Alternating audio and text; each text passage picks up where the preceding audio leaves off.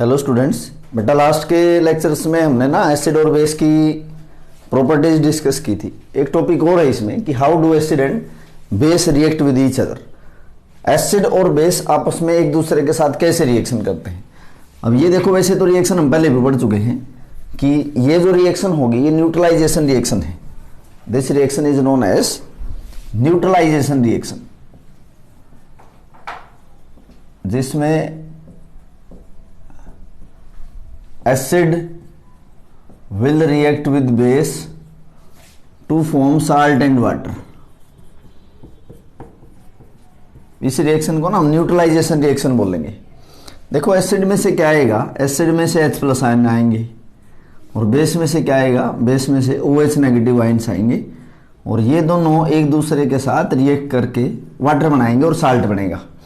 देखो एसिड का जो इफेक्ट है वो कौन न्यूट्रलाइज करेगा, base. Both these combine with each other to neutralize the effect of each other। H+ ion को या OH नेगेटिव आयन्स एक दूसरे के साथ कंबाइन होकर न्यूट्रलाइजेशन रिएक्शन शो करेंगे। जैसे एग्जांपल है, मैंने लिखा है HCl aqueous plus sodium hydroxide aqueous. This is base sodium hydroxide,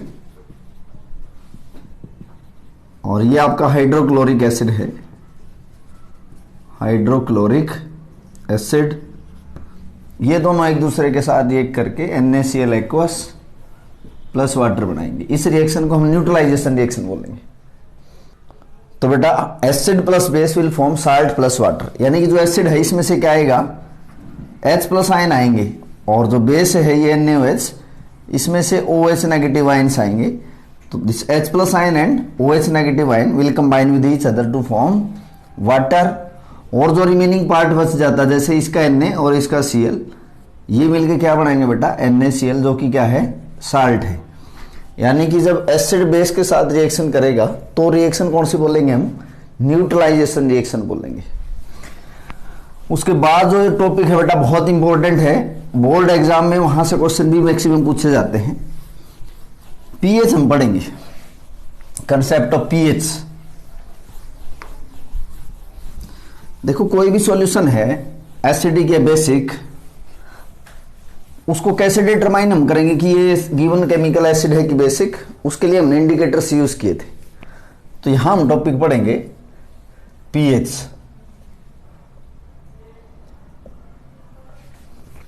P की पावर में हाइड्रोजन लिखा है, तो किसी भी सॉल्यूशन की अगर पीएच बताएंगे ना, भाई गिवन सॉल्यूशन आपके पास गिवन केमिकल एसिड है कि गिवन केमिकल आइदर एसिड है कि बेस है, इसको हम कैसे आइडेंटिफाई करते हैं, by the help of indicators.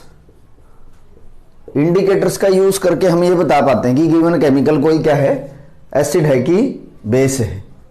Given chemical is a acid और बेस। तो ये तो हमने अलग अलग इंडिकेटर्स जैसे यूज किए थे। अब देखो, मान लिया आपके पास एक से ज्यादा एसिड है या एक से ज्यादा क्या है, बेस है। तो गिवन केमिकल जैसे आपके पास एसिड और बेस हो तो हम इंडिकेटर से बता सकते हैं। अगर आपके पास एसिड, जैसे मैं कहूं कि more than one acid, more than one acid, एक से ज्यादा एसिड है आपके पास या एक से ज्यादा बेस है, more than one base.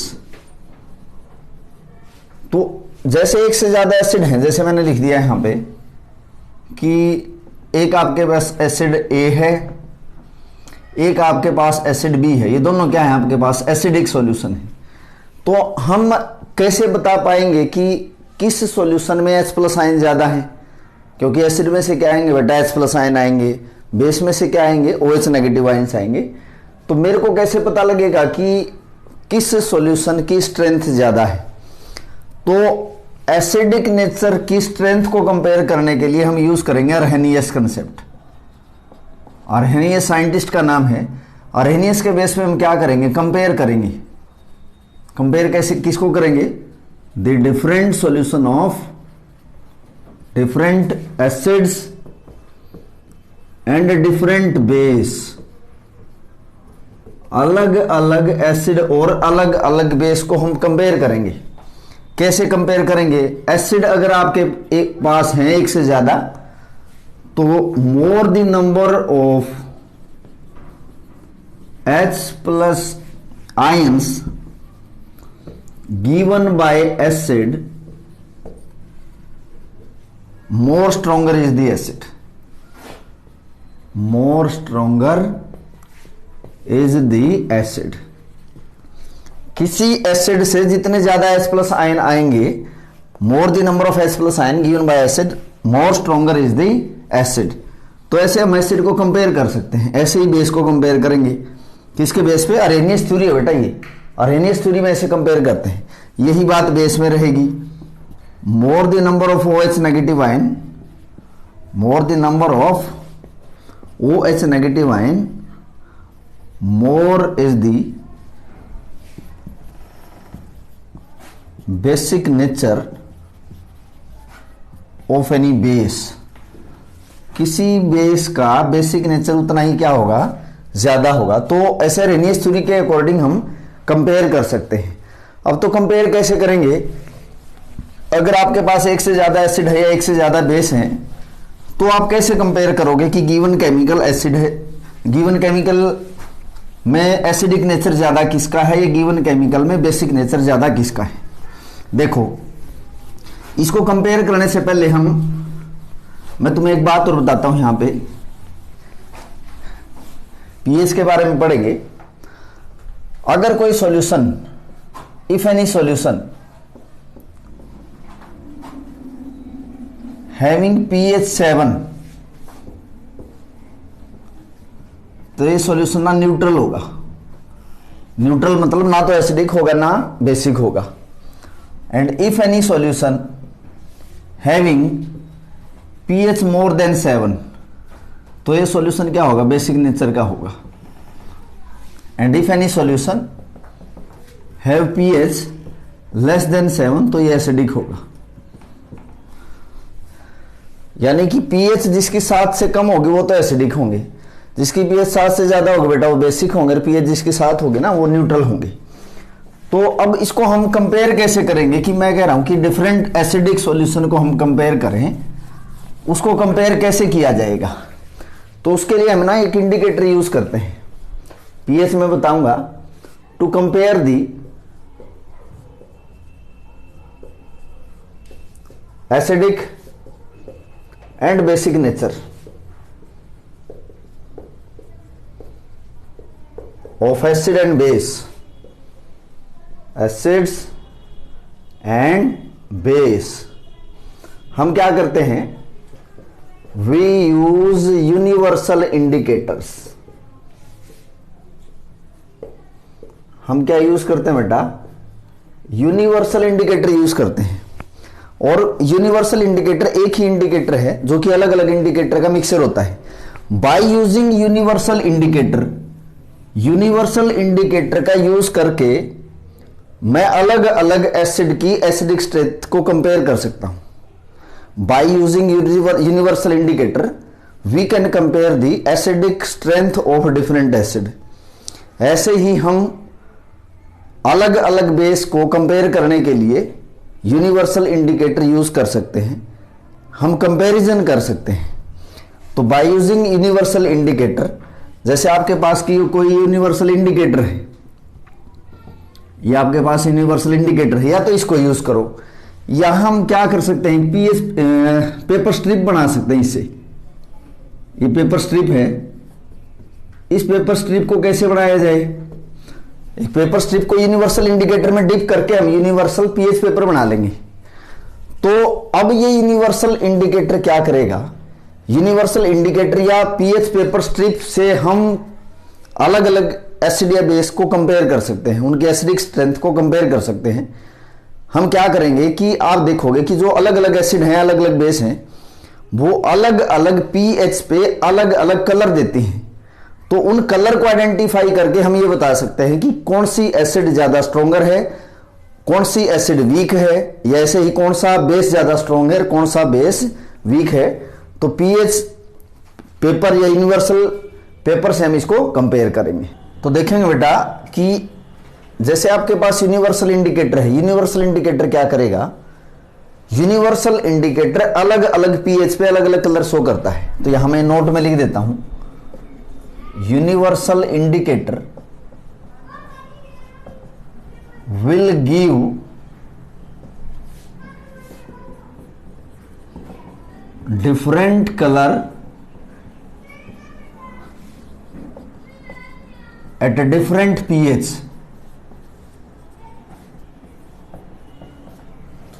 Universal indicator अलग अलग पीएच पे अलग अलग क्या देता है बेटा, कलर ये देगा। तो जैसे यहां पे दिखाई जा रहा है कि मैं अगर कहूं कि ये एक कलर चार्ट यहां पे बना रखा है, कलर चार्ट में आपको दिख रहा है कि dark red, red orange red, ये डिफरेंट डिफरेंट कलर हैं। आप स्क्रीन को पॉज करके बेटा इसका स्क्रीनशॉट भी ले सकते हो। तो ये आपके पास एक कलर चार्ट है जिसमें 0 या 1 पीएच अगर है तो डार्क रेड, 2 पीएच पे रेड, 3 पे ऐसे ऑरेंज रेड, 4 पे जैसे ऑरेंज इस कलर, 5 पे जैसे येलो इस कलर, 6 पे येलो इस ग्रीन, 7 जो है इस पे ग्रीन कलर आ गया आपका, और 7 पे क्या होगा बेटा, न्यूट्रल होगा। 7 पीएच पे क्या होगा, न्यूट्रल होगा, मैंने अभी बताया। और 7 से कम जो पीएच है ना, 7 से कम पीएच है तो ये क्या है, सारे एसिडिक नेचर के हैं, और 7 से ज्यादा वाले क्या हैं, बेसिक नेचर के होंगे। जैसे 7 अगर ग्रीनिश कलर है, जैसे कि प्योर वाटर है, प्योर वाटर न्यूट्रल है तो वो ग्रीनिश कलर दिखाएगा। फिर जैसे ग्रीनिश ब्लू, ब्लूइश पर्पल है, purple, dark purple, violet and dark violet. तो यहां पे जो ये आपका एक कलर चार्ट दिखाया गया है, ये कलर चार्ट कब आएगा, यूनिवर्सल इंडिकेटर को जब आप किसी भी केमिकल में डाल के देखोगे, उसका कलर मैच करवाओगे इस पीएच पेपर चार्ट के साथ, उसका कलर देख के हम ये बता सकते हैं कि गिवन केमिकल का एसिडिक नेचर कितना है या गिवन केमिकल का बेसिक नेचर कितना है। और जो ये पीएच पेपर आपका कलर चार्ट है, इसमें वैल्यू जो दिखा रखी है पीएच की वो 0 से 14 तक होती है। अभी मैं बताऊंगा वो क्यों होती है। पीएच पेपर में जो कलर चार्ट पे जो दिखा रखी है पीएच की वैल्यू 0 से बेटा 14 तक है। तो इन कलर्स को देख के, ये जो कलर्स नीचे लिखे हैं, इन कलर्स को देख के हम किसी भी एसिड या बेस का एसिडिक और बेसिक नेचर को क्या कर सकते हैं, कंपेयर कर सकते हैं। जैसे एग्जांपल से मैं बताता हूं आपको, जैसे आपके पास सपोज अलग अलग केमिकल है, कोई अलग अलग केमिकल हम सेलेक्ट कर लेते हैं। सपोज आपके पास एसिड है, जैसे आपके पास एक HCl है और एक एसिडिक एसिड है। आपके पास ये 2 एसिड है, एक एसिड है आपके पास HCl और एक एसिड है आपके पास ये acidic acid CH3COH is acidic acid and this is hydrochloric acid. हम क्या करें, यूनिवर्सल इंडिकेटर इसमें भी डाल दिया और यूनिवर्सल इंडिकेटर इसमें भी डाल दिया। तो आप देखोगे इसमें तो कलर रहेगा डार्क रेड, और इसमें जैसे कलर आ गया येलोइश, कलर कैसा आ गया इसमें, येलोइश। तो यहां से आप इसको कलर को देख के ही बता सकते हो कि किस में H+ आयन ज्यादा होंगे, किस में H+ आयन ज्यादा होंगे। बेटा देखना, डार्क रेड जो है, जिसकी कलर में डार्क रेड कलर वाला, इसकी pH 0 या 1 है, तो इसका मतलब इसमें H+ आयन ना ज्यादा होंगे, क्योंकि येलोइश कलर की pH क्या है, थोड़ी बढ़ गई। जितनी ज्यादा pH होगी ना उतने H+ आयन कम हो जाएंगे। मोर दी pH lesser is the number of H+ ions। जितनी pH बढ़ती जाएगी उतने H+ कम होते जाएंगे। मोर दी pH lesser is the H+ ion. जैसे कि मैं कह रहा हूं कि 0 और 1 pH पे ना H+ आयन ज्यादा होंगे, तो इसका कलर इसलिए डार्क रेड है। येलोइश कलर आप देखोगे, येलोइश कलर में जैसे मैं कह रहा हूं कि 5 pH है, इसमें कलर येलो आया, अगर हमने यूनिवर्सल इंडिकेटर डाल दिया तो यहां से कंपेयर करना कि H+ आयन ज्यादा किस में होंगे, एसिडिक एसिड में होंगे कि HCl में होंगे। तो मैं कहूंगा कि HCl के अंदर H+ आयन ज्यादा होंगे। तो किसकी स्ट्रेंथ ज्यादा हुई, HCl की स्ट्रेंथ एसिडिक एसिड से ज्यादा हुई, क्योंकि यहाँ H+ आयन ज्यादा होंगे, यहाँ H+ आयन कम हो जाएंगे। ऐसे ही अगर आपके पास बेस हैं अलग अलग, जैसे मैं कहूं कि मेरे पास 2 बेस हैं, एक मेरे पास है NaOH और एक है मेरे पास NH4OH। This base is known as ammonium hydroxide. This base is known as sodium hydroxide. मैं दो दो ड्रॉप इसमें क्या कर देता हूं, यूनिवर्सल इंडिकेटर की डाल देता हूं। तो मैं इसमें कलर देखूंगा कि इसमें कलर आएगा ऐसे डार्क वोयलेट कलर आएगा, डार्क वोयलेट कलर इसमें आया। और जैसे मैं इसमें कहता हूं कि इसमें जो कलर आया वो पर्पल आया, सपोज पर्पल इस तरह का इसमें कलर आया, तो इसमें यूनिवर्सल इंडिकेटर डाला तो पर्पल कलर आया, इसमें यूनिवर्सल इंडिकेटर डाला तो डार्क वोयलेट कलर आया। तो डार्क वोयलेट कलर में पीएच कितनी है बेटा, 14 है। पर्पल कलर में देखोगे कि पीएच कितनी है, 11 है। तो आप ये कहोगे कि बेसिक नेचर ज्यादा किसका हुआ, 7 से ज्यादा वाले सारे बेसिक हैं, तो 14 वाला हाईली बेसिक है, दिस इज हाईली बेसिक। यानी कि 7 से जितना हम 14 की तरफ बढ़ेंगे ना तो बेसिक कैरेक्टर बढ़ेगा। तो आप ये कहोगे कि सोडियम हाइड्रोक्साइड में अमोनियम हाइड्रोक्साइड के कंपैरिजन में ज्यादा OH नेगेटिव आयन आएंगे। तो किसकी स्ट्रेंथ ज्यादा हुई, सोडियम हाइड्रोक्साइड की अमोनियम हाइड्रोक्साइड, सोडियम हाइड्रोक्साइड की बेसिक स्ट्रेंथ ज्यादा हुई, तो हम कहेंगे कि ये ज्यादा OH देगा किसके कंपैरिजन में, अमोनियम हाइड्रोक्साइड के कंपैरिजन में। कंक्लूजन ये है बेटा, कोई भी आपके पास अलग अलग केमिकल हैं, अगर उसकी आपको पीएच मेजर करनी है, पीएच बतानी है, तो हम क्या करेंगे, उस केमिकल के अंदर यूनिवर्सल इंडिकेटर डाल देंगे और यूनिवर्सल इंडिकेटर डालने के बाद उस केमिकल का कलर कैसा आया है इसके साथ मैच करवा लेंगे हम। जैसा कलर आपको दिखे तो हम वैसे ही बता सकते हैं भाई एसिडिक है, एसिडिक नेचर इसका स्ट्रॉन्गर है कि वीकर है। जैसे कि अगर डार्क रेड आया है, रेड आया तो स्ट्रॉन्ग एसिड है ये, या जैसे 6 आया, 6 भी एसिडिक नेचर का है बट इसमें एसिड की स्ट्रेंथ क्या रहेगी, कम रहेगी। ऐसे ही अगर 14 पीएच आती है, जैसे ये कलर आया, तो ये हाईली बेसिक है। यानी कि 9, 10 या 11 ऐसे पीएच आएंगे तो बेसिक तो है वो, बट उसका बेसिक कैरेक्टर कम है। तो इस यूनिवर्सल इंडिकेटर का यूज करके और इस कलर चार्ट से हम क्या कर सकते हैं, केमिकल्स का एसिडिक या बेसिक नेचर को कंपेयर कर सकते हैं। पीएच टॉपिक ही हमारा चल रहा है, पीएच। अब पीएच का मीनिंग भी यहां सीखोगे कि पीएच बोलते क्यों है इसको। तो देखो कोई भी जो केमिकल होता है, any chemical, any type of chemical, तो देखो बेटा कोई भी आपके पास कोई भी सॉल्यूशन है, ये एनी सॉल्यूशन, सॉल्यूशन चाहे कोई भी हो, सॉल्यूशन चाहे कोई भी हो, मतलब चाहे एसिड हो चाहे आपके पास ही बेस हो, एनी सॉल्यूशन, किसी भी सॉल्यूशन में, सॉल्यूशन चाहे आपके पास कोई भी हो, चाहे एसिड हो चाहे बेस हो, तो इसमें दोनों तरह के आयंस होते हैं, H+ आयंस भी होते हैं और इसमें OH नेगेटिव आयंस भी रहेंगे, दोनों तरह के आयंस होते हैं। जैसे मैं कह रहा हूं कि एग्जांपल के तौर पे मैंने लिखा कि मेरे पास एक सॉल्यूशन है HCl का। अब आपको सबको पता है बेटा ये एसिड है, एसिड में क्या होते हैं, H+ आयंस होंगे, इसमें क्या होंगे बेटा, H+ आयन होंगे। अब H+ आयन तो इसमें होंगे ही होंगे, साथ में इसमें OH नेगेटिव आयंस भी होंगे, दोनों तरह के आयंस इसमें होंगे। ऐसे ही अगर आपके पास बेस है, जैसे मैंने कहा कि ये बेस है सोडियम हाइड्रोक्साइड, तो आप ये कहोगे कि इसमें ना OH नेगेटिव आयंस होंगे, ये तो होंगे ही होंगे, इसमें साथ में H+ आयंस भी होते हैं, मतलब बेस में H और OH दोनों होंगे। ऐसे ही एसिड में भी H+ और OH नेगेटिव आयन दोनों तरह के आयंस होंगे। Acidic solution have both types of ion, basic solution will also have both types of ions, H+ and OH negative ions. हाँ, बट डिफरेंस इतना रहेगा कि जो एसिड है, एसिड में H+ ion OH negative ion से ज्यादा होते हैं, और जो बेसिक नेचर का सॉल्यूशन है उसमें OH negative ion H+ ion से ज्यादा होंगे। यानी कि किसी भी सॉल्यूशन में दोनों तरह के आयन्स होते हैं।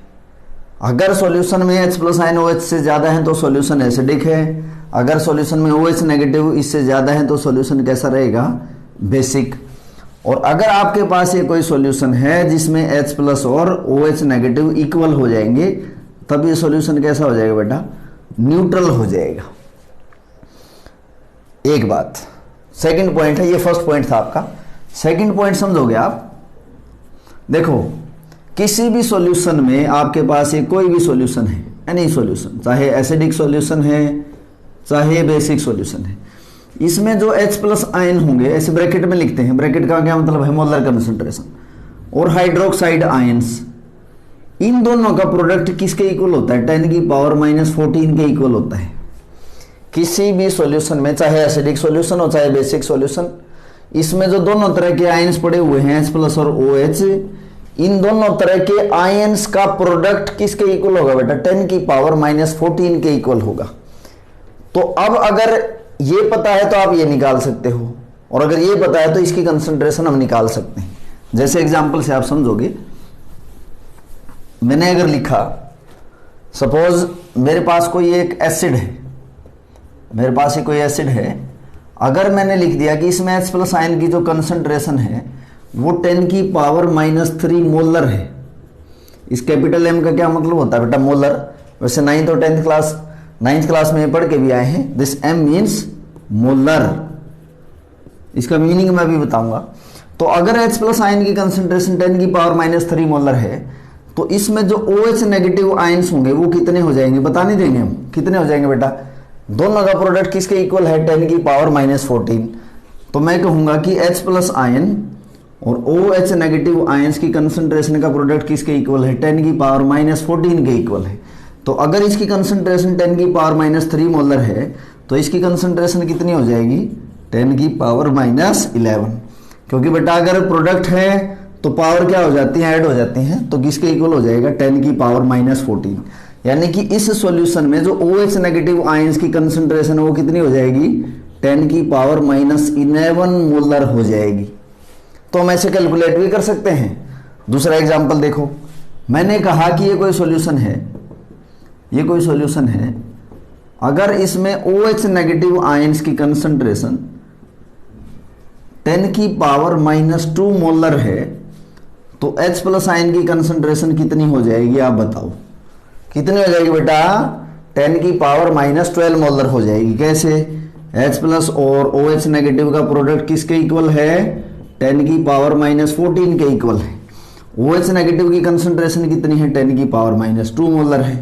तो इसकी कंसंट्रेशन कितनी हो जाए? 10 की पावर -12 मोलर हो जाए, ताकि दोनों का प्रोडक्ट किसके इक्वल हो? 10 की पावर -14 के इक्वल हो। यानी कि अगर सॉल्यूशन में H+ आयंस की कंसंट्रेशन पता है तो OH की निकाल सकते हैं, OH की पता है तो हम क्या निकाल सकते हैं? H+ की कंसंट्रेशन बता सकते हैं।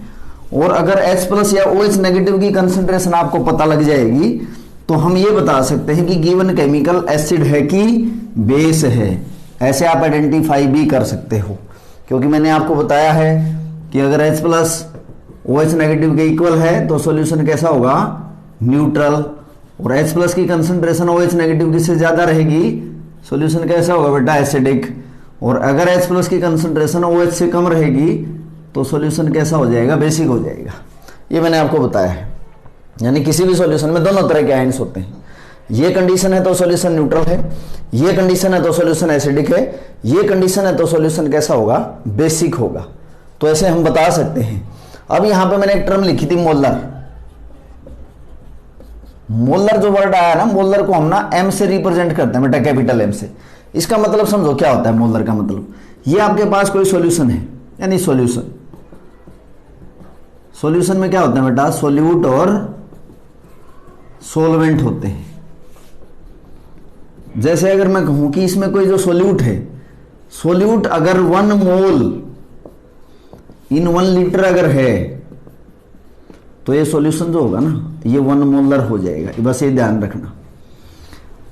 1 मोलर सॉल्यूशन का मतलब, अगर मैं कहूंगा ना ये 1 मोलर सॉल्यूशन है, इसका मतलब ये हो गया 1 मोल सॉल्यूट 1 लीटर के अंदर प्रेजेंट है, तब ये सॉल्यूशन जो होगा ना इसकी कंसंट्रेशन कितनी होगी? 1 मोलर हो जाएगी। अगर मैं कहूं कि ये जो सॉल्यूशन है, ये सॉल्यूशन हमें 10 की पावर -2 मोलर है। अब 10 की पावर -2 मोलर का क्या मतलब होता है बेटा? 0.01 मोलर नहीं हम लिखेंगे। 10 की पावर -2 मोलर का मतलब है कि 10 की power -2 mole is present in 1 litre solution. यानी कि जितना मोलर लिखा होता है उतने ही मोल 1 लीटर के अंदर प्रेजेंट है। बस ये ध्यान रखना, आपको इतनी ही बात ध्यान रखनी है कि जितना मोलर लिखा उतने मोल 1 लीटर सॉल्यूशन के अंदर प्रेजेंट होते हैं। तो अब मैं पीएच यहां पे बताऊंगा, पीएच को डिफाइन कैसे करोगे। पीएच की डेफिनेशन है बेटा, पीएच को अगर आप डिफाइन करोगे, पीएच इज नेगेटिव लोगरिथम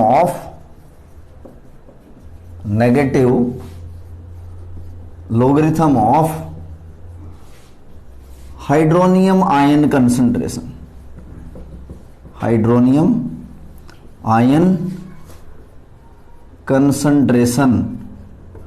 अब देखो बेटा, ये हाइड्रोनियम आयन क्या होता है, मैं लिखा है H+ आयन, H+ आयन लिखो और यहां मैंने लिख दिया एक्वस, या तो इसको ऐसे लिख दो या इसको ऐसे लिख दो, हाइड्रोनियम आयन, एक ही बात है। H+ एक्वस लिख दो या हाइड्रोनियम आयन, इसको हाइड्रोनियम आयन बोला जाता है।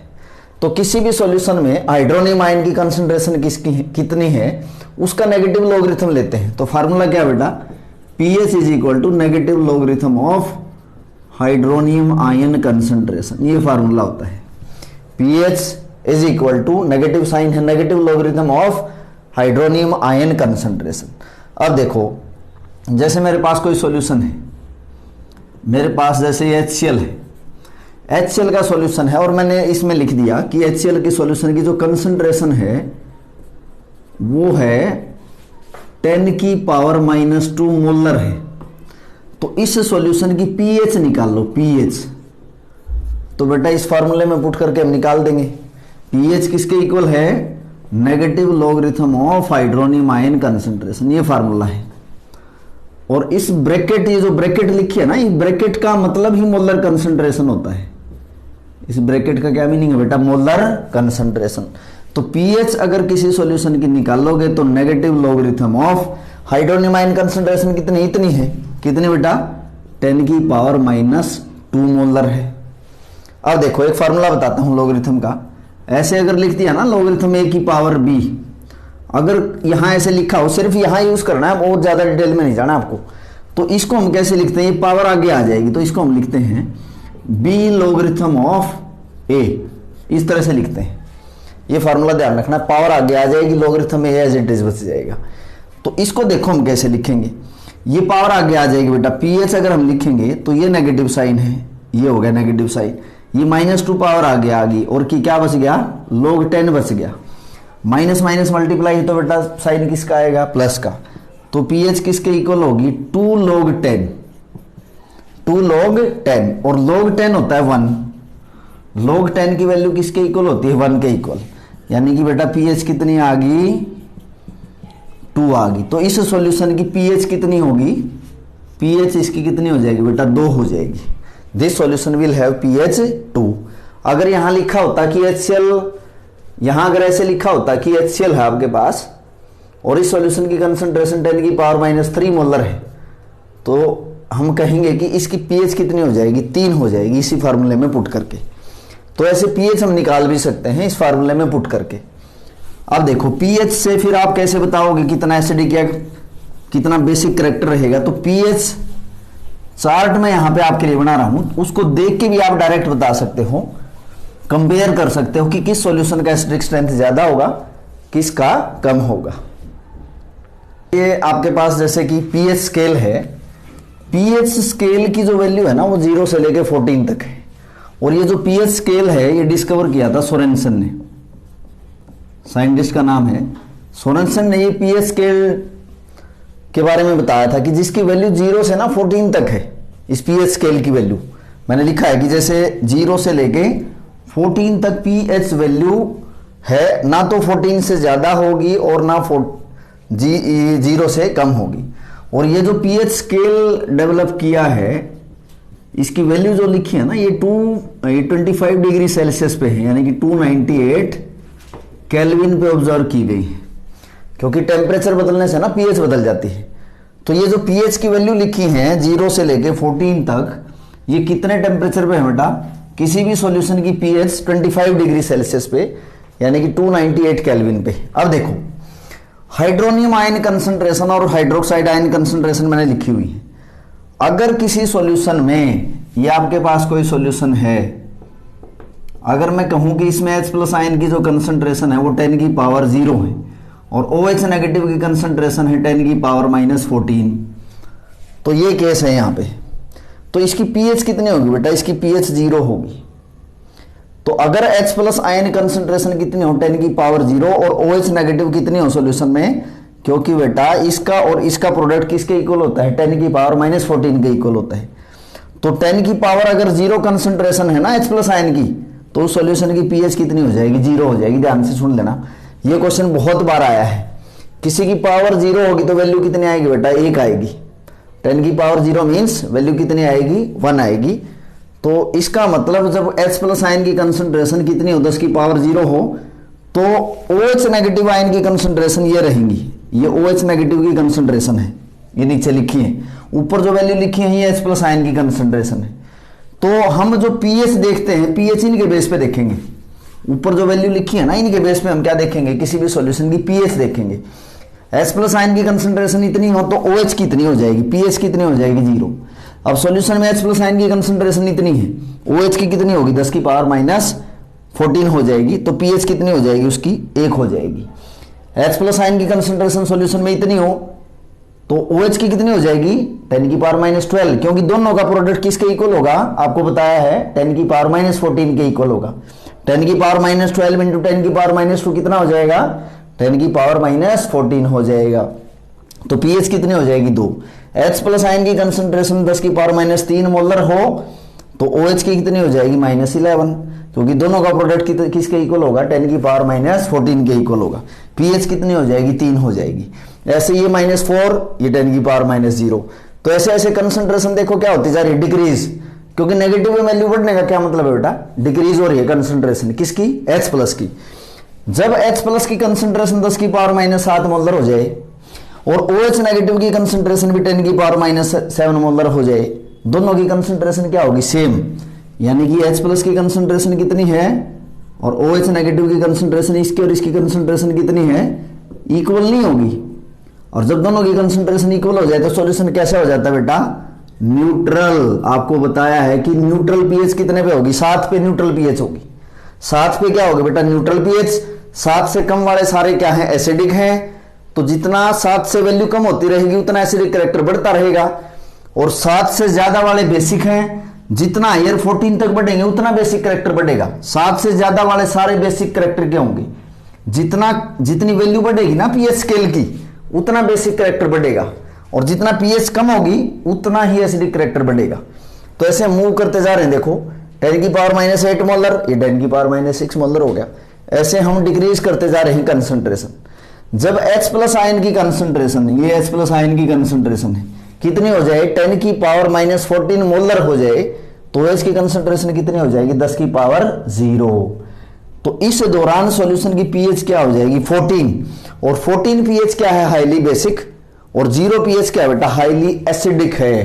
तो ऐसे आप कंपेयर करके बता सकते हो। अगर आपको कोई ये पूछ ले कि ये 2 सॉल्यूशन है, ये 2 सॉल्यूशन है, एक की पीएच है 3 और एक की पीएच है 5, तो आपको पूछ लेगा कि H प्लस आयन की कंसंट्रेशन ज्यादा किसमें होगी, तो आप ये कहोगे जिसमें पीएच 3 होगी ना, इसकी H प्लस आयन की कंसंट्रेशन इससे ज्यादा हो जाएगी।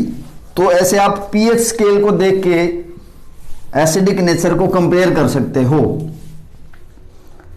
तो more the H plus ion more lesser is the pH. ध्यान रखना, जितना एसिडिक कैरेक्टर ज्यादा होगा उतनी पीएच कम होगी, और जितना एसिडिक कैरेक्टर कम हो जाएगा उतनी पीएच बढ़ती रहेगी। तो मैं यहां पे लिख देता हूं, ये पॉइंट आप नोट करोगे। Higher the acidic character, higher the acidic character, lower is the pH. Solution की पीएच उतनी क्या हो जाएगी, कम हो जाएगी। सेकंड, लोअर दी, या ये भी कह सकते हैं हम, higher the basic character, higher is the pH. जितनी पीएच बढ़ेगी एसिडिक कैरेक्टर कम होगा, बेसिक बढ़ेगा। जितनी पीएच कम होगी एसिडिक कैरेक्टर बढ़ेगा, बेसिक कैरेक्टर डिक्रीज होगा। तो इस पीएच पेपर चार्ट से, या पीएच पेपर जो ये चार्ट यहां पे बनाया है, या पीएच जो स्केल यहां पे बनाया है, सॉरी पीएच पेपर चार्ट नहीं बोलेंगे, पीएच स्केल बोलोगे आप, जिसकी वैल्यू कितनी है, 0 से लेके 14 तक है। तो इस पीएच स्केल को देख के भी आप ये बता सकते हो कि किस में एसिडिक स्ट्रेंथ ज्यादा होगी, किस में एसिडिक स्ट्रेंथ कम हो जाएगी। तो ये था बेटा हमारा आज का lecture on the basis of pH. देखो यूनिवर्सल इंडिकेटर से आप ये बता सकते हो कि किस में एसिडिक कैरेक्टर ज़्यादा होगा और किन बेस का बेसिक स्ट्रेंथ कम होगी। उसके बाद आपको पीएच स्केल बताया है, किसी भी सॉल्यूशन में दोनों तरह के आयंस होते हैं, ऐसे कंपेयर करके आप बता सकते हो। Thank you students.